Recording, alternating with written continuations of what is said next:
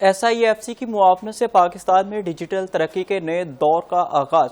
हुकूमत का digital infrastructure और ब्रॉडबैंड फ्राहमी को बढ़ाने का अज़्म। जनूबी एशिया में सबसे तेज़ रफ्तार इजाफे के साथ पाकिस्तान में ब्रॉडबैंड सार्फिन की तादाद 1.3 करोड़ से तजावुज़ कर गई है।